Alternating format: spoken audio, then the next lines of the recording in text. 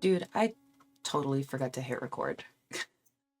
So this is on me. This is on me. But anyway, I kind of wanted to talk about, like, I'm really excited for the solo leveling news. And if you guys don't know what solo leveling is, it initially started out as a novel series, then got adapted into a manhwa, and from there it was adapted into an anime at the beginning of this year.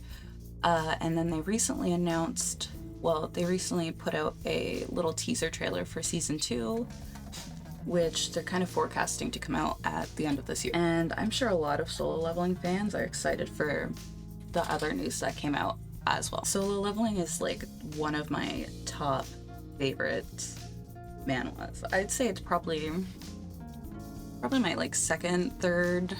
It's really up there. It's a gorgeous, beautiful, really well done manhwa, and I love it. But if you guys haven't seen the first season of Solo Leveling, let me give you like a little synopsis of what happened. So anyway, basically Solo Leveling is a dungeon anime, which I feel like are becoming like really, really popular with kind of how many manhwas or like webcomics are written with this like kind of plot line type thing. But a dungeon anime is, well, for solo leveling in this dungeon anime, there's these little like wormhole type things. A decade ago, a series of pathways appeared connecting our world to another dimension. And when you go into it, you get teleported to a dungeon. And in the dungeon, there are these people who have been awakened as hunters who can go in the dungeon, fight the monsters, fight the boss, clear the dungeon, make the wormhole go away. Some awaken their battle abilities to combat the threat. They are known as hunters. If nobody does that in like a certain amount of time, a dungeon break will happen, which is when the creatures from the dungeon start coming through the gates and terrorizing this normal citizens, which is like bad because normal like citizens and like even like the military don't really have the strength to fight the monsters in the dungeons. It has to be a hunter. With the appearance of dungeons became like the appearance of hunters.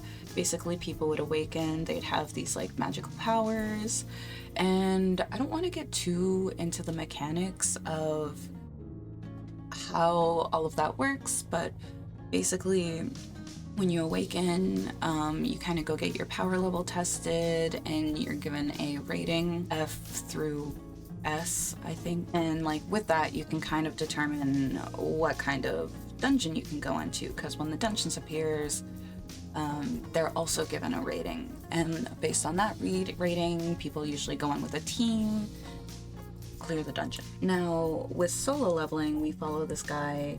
His name's Sung Jinwoo, however you want to pronounce it, but I believe it's Jinwoo, according to like the voice actor. And he is an F rank. Now, when he awakened, he kind of quit school and became a hunter so that he could kind of pay his mom's medical bills and like take care of his sister. And he did this because being a hunter is one of the best paid jobs. I'm the only one in my family who can work, and I need the money.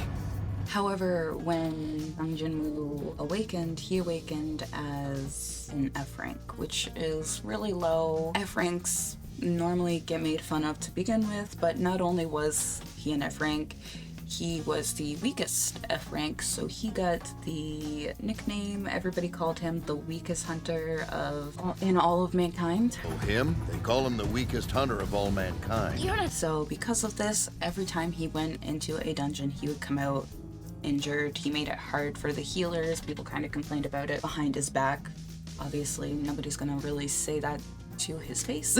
With Sung Jinwoo, he goes into this dungeon with like a team of people, and everybody was talking about how they know that the dungeon's gonna be easy because like the weakest hunter is here, so that means it's going to be easy for them. And as they're going through the dungeon, they realize that it's a double gate dungeon, and they kind of all do a vote and continue through the other gate because this is supposed to be an easy dungeon. As they continue through the double gate, they realize that it is really hard. More than they expected, more than they could take on. It resulted in many casualties. Like, a lot of people, you know, like... Get down now! I don't understand! What's going on? I can't take this anymore! And yet, somehow, Sung Jinwoo, the weakest hunter, wakes up in the hospital. So when he wakes up, he starts seeing these like video game-esque pop-ups, which are basically telling him how, like, giving him quests, daily quests to do. It's me? No one else can see this? To kind of help him level up, which in solo leveling, it's like unheard of to have a hunter continuously level up. Usually once you get your rank, you're stuck at that rank forever. You can kind of like work on your combat skills to improve your combat skills, but it's never going to increase your rank. You're still always going to be like pretty low, pretty mid-rank, like depending on what you awakened as. Except for like on very rare occasions, some of the hunters have a double awakening. And from there, you kind of just like have your new rank and you're at that rank. But it's really rare for that to happen. Tell me, did you have a second awakening? A second awakening? So from that point on, you kind of just get to see Sung Jinwoo going into his own like personal places to help him level up. I'm weak, so no one believes in me. Fine, let's give it everything we've got. As long as I'm alive, I'll fight with all I have. Now, with season 2 coming out forecasted end of this year, depending on how long the season's gonna be, like if it's only, I think season 1 was like 12, maybe 13 episodes. If it's going to be like the same length as that, I don't really think we're going to get to the good plot or like arc of Jeju Island, which I feel like they like really started building up in the first season, because like literally first episode, you get a flashback of Jeju Island from like the Guildmaster Baek's point of view, which that was a nice little treat, like him and his cute little outfit. That was a treat. But yeah, we never got to see that in the manhwa. That was like a little treat. I was like, that's interesting, getting like a little flashback Jeju Island thing. But yeah, I feel like they like really started to build up Jeju Island in the first season. And there's like, I just can't see there being any way that we're gonna get to that if season 2 is the same length as season 1. Now, like, nonetheless, there's still a really interesting things gonna happen in next season. Like, we're definitely going to get introduced to a new, very comedic relief character, starting with this snow dungeon arc thing that happens. And at first he's a dickhead, but oops. But then, you know, he gets better and he will, you know, make you laugh. Which I'm excited, I guess, to see how the anime kind of portrays that, because I feel like they're really into the comedic relief. It's definitely not so comedic-y in the manhwa, so I feel like they're gonna like him. Yeah, but like, to be honest, with like that aspect of it, with how comedic reliefy they're going, the manhwa's definitely better than the anime, which after Jujutsu Kaisen season 2, I had like really high hopes for anime being better than the webcomic, manhwa, manga, donghua, like whatever one you want to do, because there were scenes in Jujutsu Kaisen that were like gorgeous. better than the manga. So I had really high hopes for this too, and I feel kind of let down by it, but it's still okay. Like, the manhwa's definitely in my top favorites. The anime is not in my top favorites, but I'm still gonna watch it. Now, the one thing that they did do that I really liked with Solo Leveling is the OST for episode 6, Dark Aria.